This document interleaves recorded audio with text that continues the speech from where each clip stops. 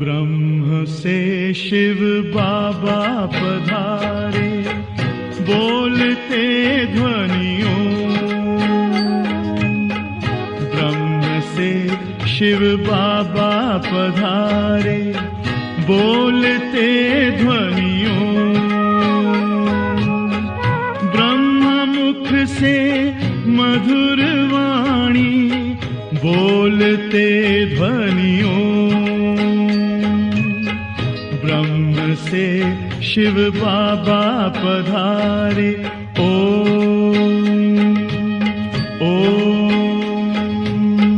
ओम शांति।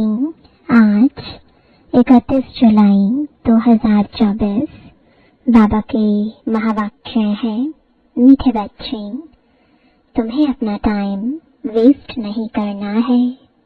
अंदर में नॉलेज का स्मरण करते रहो तो निद्रा जीत बन जाएंगे, उबासी आदि नहीं आएगी।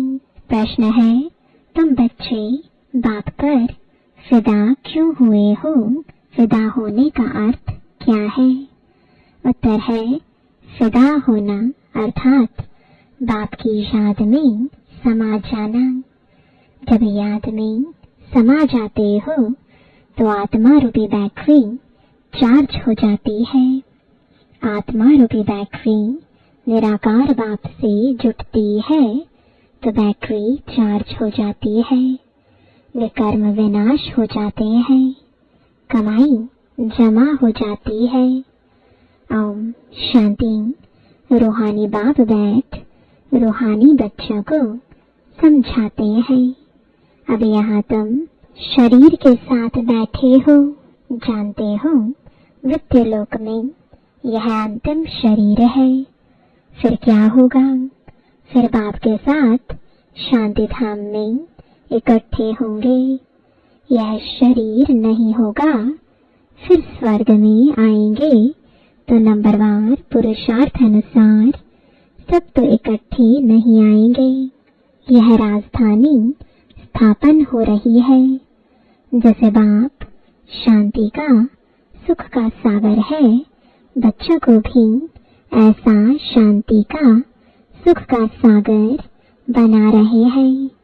फिर जाकर शांति धाम में विराजमान होना है। तो बाप को, घर को और सुख धाम को याद करना है।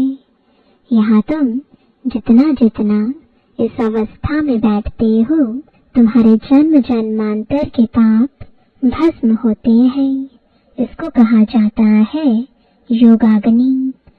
सन्यासी कोई सर्वशक्तिमान से योग नहीं लगाते, वह तो रहने के स्थान ब्रह्म से योग लगाते हैं। वह है तत्व योगी। ब्रह्म अथवा तत्व से योग लगाने वाले। यह जीवात्माओं का खेल होता है। वहाँ स्वीट होम में सिर्फ आत्माएं रहती हैं। उस स्वीट होम में जाने के लिए सारी दुनिया पुरुषार्थ करती है। सन्यासी भी कहते हैं हम ब्रह्म में लीन हो जाएं। ऐसा नहीं कहते हम ब्रह्म में जाकर निवास करें। यह तो तुम बच्चे अब समझ गए हो। भक्ति मार्ग में कितनी खिटखिट सुनते रहते हैं। यहाँ तो बाप आकर सिर्फ 2 अक्षर ही समझाते हैं। जैसे मंत्र जपते हैं ना, कोई गुरु को याद करते हैं, कोई किसको याद करते हैं, स्टूडेंट टीचर को याद करते हैं। अभी तुम बच्चों को सिर्फ बाप और घर ही याद है। बाप से तुम वर्षा लेते हो शांति धाम और सुख धाम का, वही दिल में याद रहता है। मुख से कुछ बोलना नहीं है। बुद्धि से तुम जानते हो शांति धाम के बाद है सुख धाम। हम पहले मुक्ति में फिर जीवन मुक्ति में जाएंगे। मुक्ति जीवन मुक्तिदाता एक ही बाप है। बाप बच्चों को बार बार समझाते हैं टाइम वेस्ट नहीं करना चाहिए। जन्म जन्मांतर के पापों का बोझा सिर पर है। इस जन्म के पापों आदि की तो स्मृति रहती है। सतयुग में यह बातें होती नहीं। यहाँ बच्चे जानते हैं जन्म जन्मांतर के पापों का बोझा है। नंबर 1 है काम विकार का विकर्म, जो जन्म जन्मांतर करते आए हो और बाप की निंदा भी बहुत की है। बाप जो सर्व को सदगति देते उनकी कितनी निंदा की है, यह सब ध्यान में रखना है। अब जितना हो सके बाप को याद करने का पुरुषार्थ करना है। वास्तव में वहाँ सतगुरु कहा जाता है, गुरु भी नहीं। वहाँ गुरु का कोई अर्थ नहीं। वहाँ सतगुरु मुक्ति जीवन मुक्ति वही देते हैं ना। वह गुरु तो अनेक है, यह है एक सतगुरु। तुम लोगों ने गुरु तो बहुत किए हैं। हर जन्म में 2-4 गुरु करते हैं। गुरु करके फिर और स्थान पर जाते हैं। शायद यहाँ से अच्छा रास्ता मिल जाए। ट्रायल करते रहते हैं और गुरुओं से, परंतु मिलता कुछ भी नहीं। अभी तुम बच्चे जानते हो यहाँ तो रहना नहीं है, सबको जाना है शांति धाम। बाप तुम्हारे निमंत्रण पर आए हैं, तुमको याद दिलाते हैं। तुमने हमको कहा है कि आओ हमको पतित से पावन बनाओ। पावन शांति धाम भी है, सुख धाम भी है। बुलाते हैं हमको घर ले जाओ। घर सबको याद है। आत्मा फट से कहेगी हमारा निवास स्थान परम धाम है। परम पिता परमात्मा भी परम धाम में रहते हैं। हम भी परम धाम में रहते हैं। अब बाप ने समझाया है तुम पर बृहस्पति की दशा बैठी हुई है। यह है बेहद की बात। बेहद की दशा सब पर बैठी है। चक्र फिरता रहता है। हम ही सुख से दुख में, फिर दुख से सुख में आते हैं। शांति धाम, सुख धाम, फिर यह दुख धाम। यह भी अब तुम बच्चे समझते हो। मनुष्यों की तो बुद्धि में नहीं बैठता। अभी बाप जीते जी मरना सिखला रहे हैं। परवाने क्षमा पर फिदा हो जाते हैं। कोई उस पर आशिक हो जल जाते हैं, फिदा हो जाते हैं। कोई फिर फेरी पहन चले जाते हैं। यह भी बैटरी है ना। सबका बुद्धि योग उस एक से है। निराकार बाप से जैसे बैटरी लगी हुई है। इस आत्मा के तो बहुत नजदीक है, तो बहुत सहज होता है। बाप को याद करने से तुम्हारी बैटरी चार्ज होती जाती है। तुम बच्चों को थोड़ी मुश्किलात होती है, इनको सहज है। फिर भी इनको पुरुषार्थ तो करना पड़ता है, जितना तुम बच्चों को करना पड़ता है। यह जितना नजदीक है उतना फिर बोझा है बहुत। गायन भी है जिनके माथे मामला, उनको नींद कहाँ से आई। इनके ऊपर तो बहुत मामले हैं ना। बाप तो है ही संपूर्ण, इनको संपूर्ण बनना है। इनको सबकी देख रेख बहुत करनी पड़ती है। भल दोनों इकट्ठे हैं तो भी ख्याल तो होता है ना। बच्चियों पर कितनी मार पड़ती है, तो जैसे कि दुख होता है। कर्मातीत अवस्था तो पिछाड़ी में होगी, तब तक ख्याल होता है। बच्चियों की चिट्ठी नहीं आती है तो भी ख्याल होता है, बीमार तो नहीं है। सर्विस का समाचार आने से बाप जरूर उनको याद करेंगे। बाबा इस तन से सर्विस करते हैं। कभी मुरली थोड़ी चलती है, यूं तो भल 2-4 रोज मुरली ना भी आए, तुम्हारे पास पॉइंट्स रहते हैं। तुमको भी अपनी डायरी देखनी चाहिए। बैच पर भी तुम अच्छा समझा सकते हो। जब आदि सनातन देवी देवता धर्म था तो और कोई धर्म नहीं था। झाड़ भी जरूर साथ में होना चाहिए। वैरायटी धर्मों का राज समझाना होता है। पहले पहले एक अद्वैत धर्म था। विश्व में शांति, सुख, पवित्रता थी। बाप से ही वर्षा मिलता है, क्योंकि बाप शांति का सागर, सुख का सागर है ना। आगे तुम भी कुछ नहीं जानते थे, अब जैसे बाप की बुद्धि में यह सब है, ऐसे तुम भी बनते हो। सुख का, शांति का सागर तुम भी बनते हो।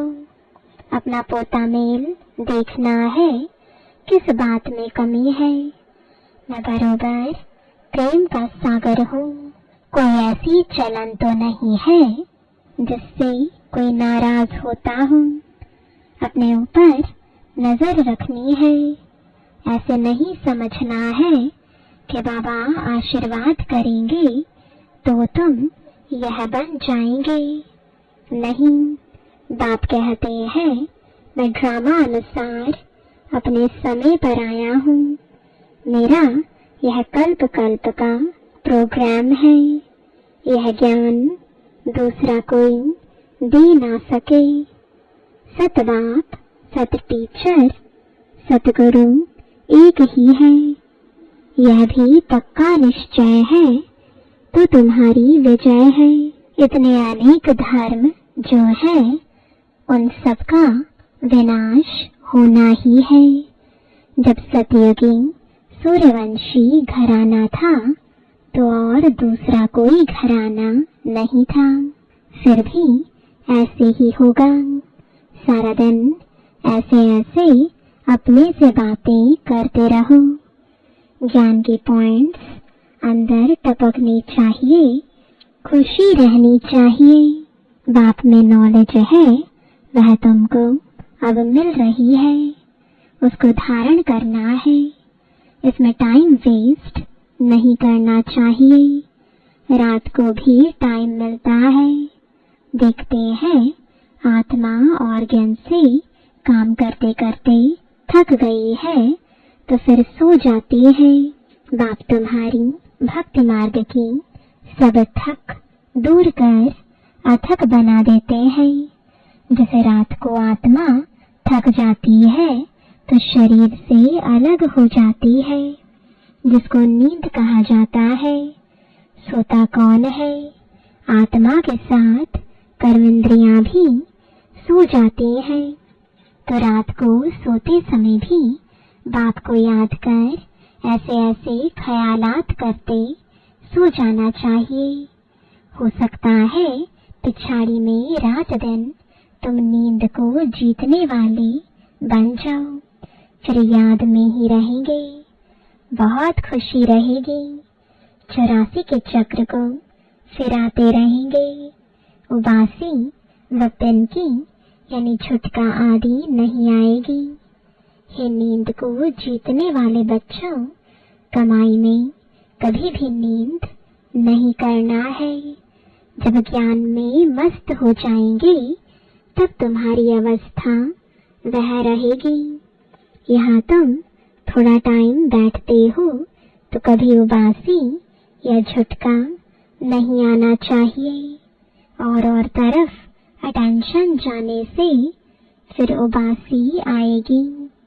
तुम बच्चों को यह भी ध्यान में रखना है कि हमको औरों को भी आप समान बनाना है।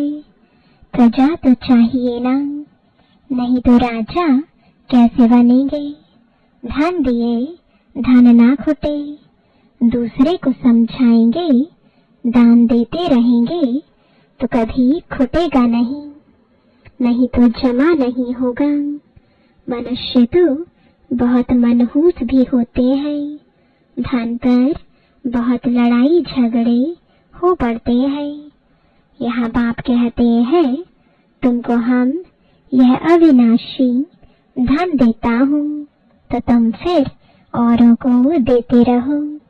इसमें मनहूस नहीं बनना है। दान नहीं देते हैं तो गोया है नहीं। यह कमाई ऐसी है जिसमें लड़ाई आदि की बात नहीं। इसको कहा जाता है गुप्त।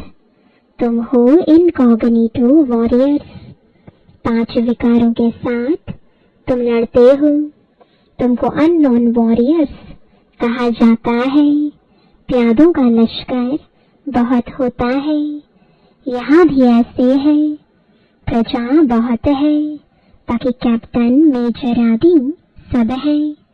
तुम सेना हो, उसमें भी नंबरवार है। बाबा समझेंगे यह कमांडर है, यह मेजर है। महारथी घोड़े सवार है ना। यह तो बाप जानते हैं।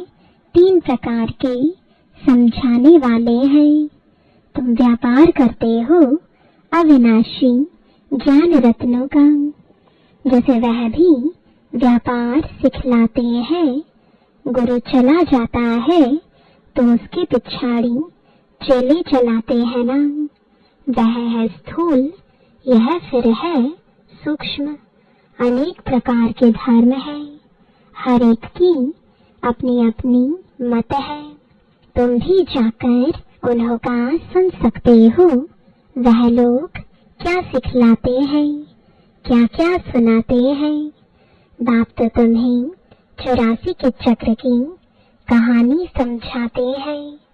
तुम बच्चों को ही बाप आकर वर्षा देते हैं। यह ड्रामा में नोंद है। अभी कलयुग अंत तक यह आत्माएं आती रहती हैं, वृद्धि को पाती रहती हैं। जब तक बाप यहाँ है, संख्या बढ़ती ही जाती है। फिर इतने सब रहेंगे कहाँ, खाएंगे कहाँ, सब हिसाब रखना पड़ता है। वहाँ तो इतने मनुष्य होते नहीं, खाने वाले ही थोड़े। सबकी अपनी खेती रहती है। अनाज रखकर क्या करेंगे। वहाँ बरसात आदि के लिए यज्ञ आदि नहीं करने पड़ते जैसे यहाँ करते हैं। अभी बाप ने यज्ञ रचा है। सारी पुरानी सृष्टि यज्ञ में स्वाहा होनी है। यह है बेहद का यज्ञ। वह लोग हद के यज्ञ रचते हैं बरसात के लिए। बरसात पड़ी तो खुशी हो गई, यज्ञ की सफलता हुई। नहीं होने से अनाज नहीं होगा, अकाल पड़ जाता। फल यज्ञ आदि रचते हैं, परंतु बारिश को नहीं पड़ना है तो क्या कर सकते हैं। आफते तो सब आनी है। मूसलधार बरसात, अर्थक्वेक, यह सब होना है। ड्रामा के चक्र को तो तुम बच्चों ने समझा है। यह चक्र भी बहुत बड़ा होना चाहिए। एडवर्टाइज बड़े बड़े स्थानों में लगी हुई होगी तो बड़े बड़े लोग पढ़ेंगे, समझ जाएंगे कि अब बरोबर पुरुषोत्तम संगम युग है। कलयुग में बहुत मनुष्य हैं, सतयुग में थोड़े मनुष्य होते हैं। तो बाकी सब इतने जरूर खत्म हो जाएंगे। शिव जयंती माना ही स्वर्ग जयंती, लक्ष्मी नारायण जयंती। बात तो बड़ी सहज है। शिव जयंती मनाई जाती है। वह है बेहद का बाप, उसने ही स्वर्ग की स्थापना की थी। कल की बात है, तुम स्वर्गवासी थे। यह तो बहुत सहज बात है। बच्चों को अच्छी रीति समझकर और समझाना है, खुशी में भी रहना है। अभी हम सदैव के लिए बीमारियों से छूटकर 100% हेल्दी वेल्दी बनते हैं। बाकी थोड़ा समय है। भल कितने भी दुख मौत आदि होंगे, तुम उस समय बहुत खुशी में होंगे। तुम जानते हो मौत तो होना ही है। कल्प कल्प का यह खेल है। सिकरात कोई नहीं होती। जो पक्के हैं वह कभी हाय हाय नहीं करेंगे। मनुष्य कोई का ऑपरेशन आदि देखते हैं तो चक्कर आ जाता है। अभी तो कितना बड़ा मौत होगा। तुम बच्चे समझते हो यह सब तो होना ही है। गायन भी है, निरवा मौत मलुक का शिकार। इस पुरानी दुनिया में तो बहुत दुख उठाया है। अब नई दुनिया में जाना है। अच्छा, मीठे मीठे सिखलदे बच्चों प्रति माता पिता बाप दादा का याद प्यार और गुड मॉर्निंग। रूहानी बाप की रूहानी बच्चों को नमस्ते। रूहानी बच्चों की रूहानी बाप दादा को गुड मॉर्निंग और नमस्ते। धारणा के लिए मुख्य सार है। पहला, बाप से अविनाशी धन लेकर दूसरों को दान करना है। ज्ञान दान करने में मनहूस नहीं बनना है। ज्ञान की पॉइंट्स अंदर टपकती रहे। राजा बनने के लिए प्रजा जरूर बनानी है। दूसरा, अपना पोता मेल देखना है। पहला, मैं बाप समान प्रेम का सागर बना हूँ। दूसरा, कभी किसी को नाराज तो नहीं करता हूँ। तीसरा, अपनी चलन पर पूरी नजर है। वरदान है, ज्ञान के साथ गुणों को इमर्ज कर सर्वगुण संपन्न बनने वाले गुणमूर्त भव। हर एक में ज्ञान बहुत है, लेकिन अब आवश्यकता है गुणों को इमर्ज करने की। इसलिए विशेष कर्म द्वारा गुणदाता बनो। संकल्प करो कि मुझे सदा गुण मूर्त बन सबको गुण मूर्त बनाने के कर्तव्य में तत्पर रहना है। इससे व्यर्थ देखने, सुनने व करने की फुर्सत नहीं मिलेगी। इस विधि से स्वयं की व सर्व की कमजोरियां सहज समाप्त हो जाएंगी। तो इसमें हर एक अपने को निमित्त अव्वल नंबर समझ सर्वगुण संपन्न बनने और बनाने का एग्जाम्पल बनो।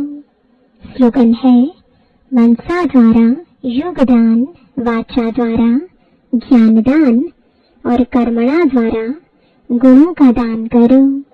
ओम शांति।